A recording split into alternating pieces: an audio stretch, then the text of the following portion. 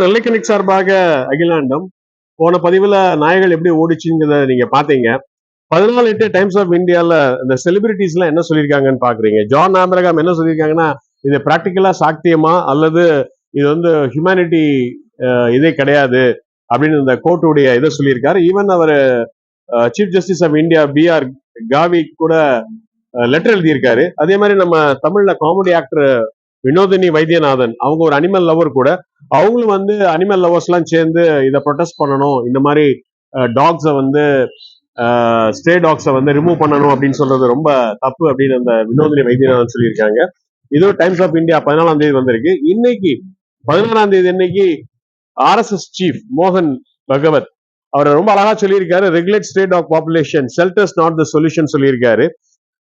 அவரு அழகா சொல்லியிருக்காரு, all animals have right to live அப்படின்னு சொல்லியிருக்காரு. நேச்சருக்கும் ஹியூமன் இதுக்கும் நம்ம பேலன்ஸ் பண்ணணும். நம்ம வந்து பசுமாட்டுல இருந்து பால் எடுக்கிறோம், மீதி பாலை வந்து இந்த கண்ணுக்குட்டி கொடுக்குற மாதிரி we have to strike a balance between nature அப்படின்னு சொல்லியிருக்காரு. நிறைய செலிபிரிட்டிஸ், நிறைய சோசியல் இவங்க எல்லாம் கமெண்ட் கொடுத்திருக்காங்க. இது ஃபுல்லும் டைம்ஸ் ஆஃப் இந்தியால வந்து 14ஆம் தேதி அன்னைக்கு வந்திருக்கு. இதுல 2-3 இது படிக்கிறேன். I support SC decision. If you are unaware of the stray dog situation in Delhi, ask those who work night shifts. I'm a dog lover myself, but the stray dog parents needs to stop அப்படின்னு போட்டிருக்காங்க. A country that cannot care for animal, especially dogs, is not a country that is compassionate. The Supreme Court is so wrong on this one, said both as dog lover and proud Indian.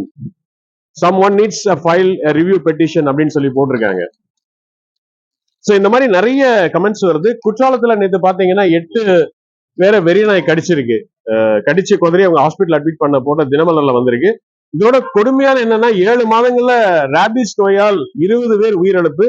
Tamil Nadu தான் highest பாதிக்கு 3.67 lakhs.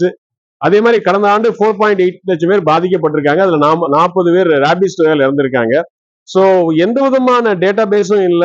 Government வந்து ரொம்ப failure ஆயிடுச்சு நாய் தடுப்பூசியில அல்லது வந்து அதை பாதுகாக்கக்கூடிய தடுப்பூசின்னு சொல்லி இன்னைக்கு தினமலர்ல போட்டிருக்காங்க.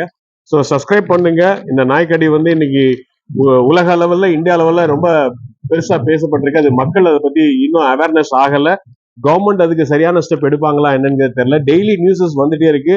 இன்னைக்கு ப்ரொடெஸ்ட் பண்றாங்க, டெல்லியில ப்ரொடெஸ்ட் பண்றாங்க, சென்னையில ப்ரொடெஸ்ட் பண்றாங்க, நிறைய விஷயங்கள் நடந்துட்டு இருக்கு. ஸோ நெல்லை கனெக்ட் சார்பாக அகிலாண்டம், தயவுசெய்து ஃப்ரெண்ட்ஸுக்கு ஷேர் பண்ணுங்க, சப்ஸ்கிரைப் பண்ணுங்க. நன்றி, வணக்கம்.